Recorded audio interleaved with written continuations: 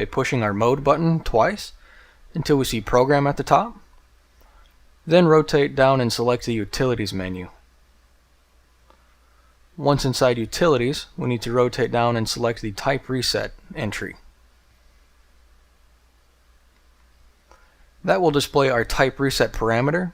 What we need to do now is press the enter button to select the none at the bottom, and then rotate the knob until we see reset to factory settings. Now we push the enter button, and that will start the initialization process back to factory default settings.